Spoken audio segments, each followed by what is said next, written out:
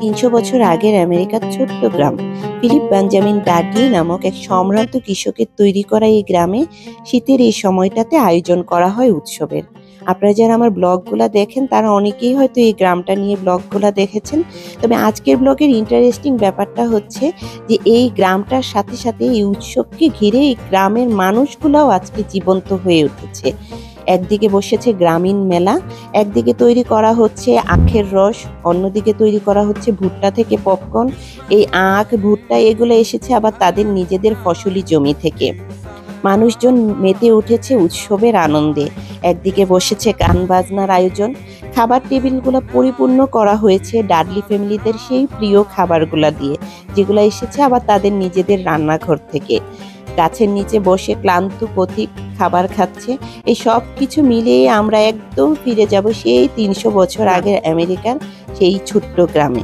আশা করি আপনাদের কাছে ভালো লাগবে ব্লগটা।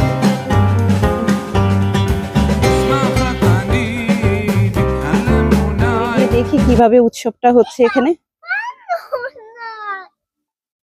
গ্রামের শুরুতে ৩০০ বছরের আগে যেভাবে ওরা গান বাজনা করতো ঠিক সেভাবে করা হচ্ছে ব্যবস্থা।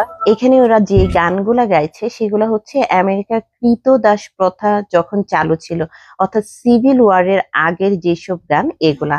আর এই গ্রামটা যেহেতু আখের রস উৎপাদনের জন্য বিখ্যাত ছিল, তো এই সময়টাতে এই আখের রস উৎপাদনকে ঘিরে এই উৎসবটা হয়। অনেক মানুষ আসছে এই উৎসব দেখার জন্য। গ্রাইন্ডার, ওকে ওকে,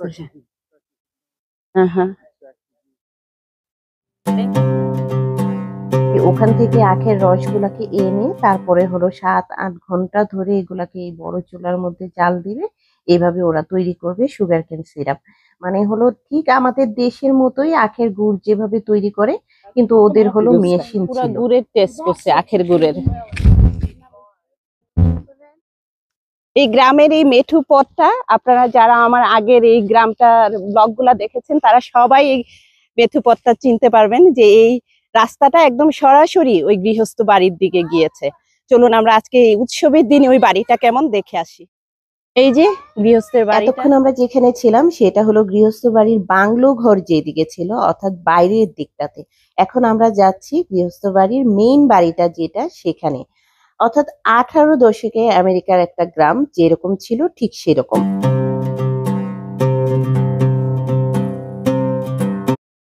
বাড়ির সামনে দুজন দাঁড়িয়ে আছে, তারা দেখাচ্ছে আগের দিনে সিকিউরিটি সিস্টেম কিরকম ছিল। এই যে লাঠির আগার মধ্যে মানে কুড়ানোর মতো একটা দাগ দেওয়ার মতো একটা কিছু লোহা দিয়ে লাগানো ছিল, এটা দিয়ে মাটির মধ্যে দাগ দিয়ে রাখা হতো।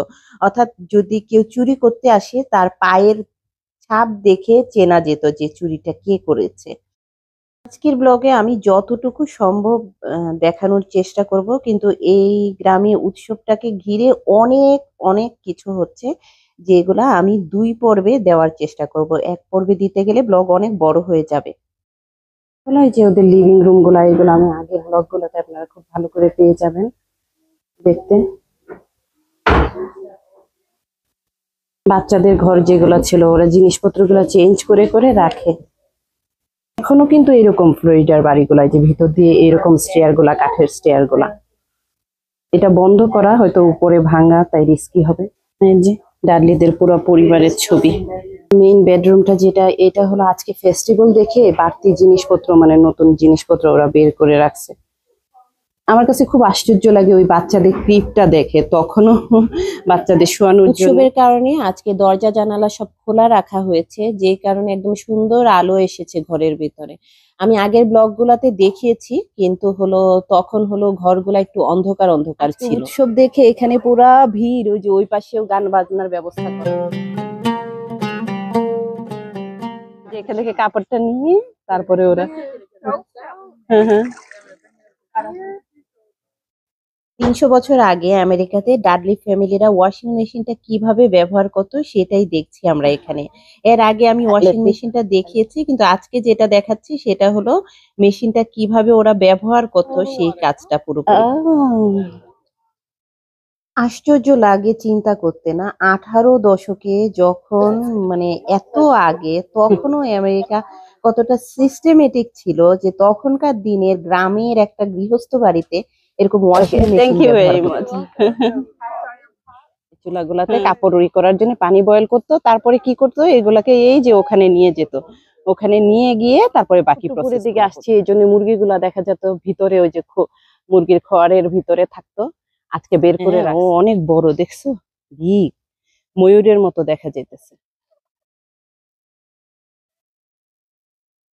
হাঁটতেছে কি সুন্দর, পিছনে পুরা মনে হচ্ছে ময়ূরের মতো, দেখছো? লুকস লাইক পিকক, রাইট মামা? দুইজন, হ্যাঁ। উৎসবকে ঘিরে আজকে ডাডি ফ্যামিলির রান্নাঘর আর খাবার ঘরও খুব ব্যস্ত। চলুন দেখে আসি কি আছে ওখানে আজকে। এই যে ডাইনিং রুমটা, হ্যাঁ এই পাশে হচ্ছে কিচেনটা, কিচেনে যে ওরা কাজ করতেছে, খাবার দাবার গুলো আজকে দিয়ে রাখছে, নর্মালি তো খাবার দাবার গুলো টেবিলে থাকে না, এই যে চকলেট, ব্রাউনি, হ্যাঁ সসেস, কুকিজ, না না না বাবা আমরা এগুলো খেতে পারবো না, হ্যাঁ এটা ঘর দৌড় এত সুন্দর,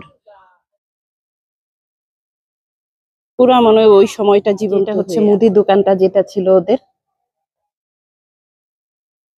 হ্যাঁ আসছি তো আগে, কত জিনিসপত্র এদিক থেকে এই গ্রামটাকে নিয়ে আরো 3টা ব্লগ আমার চ্যানেলে দেওয়া আছে, যেটা আপনারা আমি ওই যে উপরে লিংকে দিয়ে দিচ্ছি, প্লেলিস্ট ওখানে পেয়ে যাবেন। আর এন্ড স্ক্রিনেও দিয়ে দিব আমেরিকার গ্রাম নামে যে প্লেলিস্টটা, ওখানে আপনারা পেয়ে যাবেন। আর দ্বিতীয় পর্বটা খুব তাড়াতাড়ি দিচ্ছি। আজকের ব্লগে আমি কিছু কিছু জিনিস শুধু দেখানোর চেষ্টা করলাম, বাকি আরো ইন্টারেস্টিং যে জিনিসগুলো এই উৎসবকে ঘিরে হয়েছে এই সমস্ত কিছু ইনশাল্লাহ আবার খুব তাড়াতাড়ি দ্বিতীয় পর্বে দিব, যদি আপনাদের কাছে ভালো লাগে। তা আশা করি আপনাদের কাছে আজকের এই ডাডলি ফ্যামিলির উৎসবটা ভালো লেগেছে। ভালো থাকবেন সবাই, দেখা হবে আপনাদের সাথে পরের ব্লগে।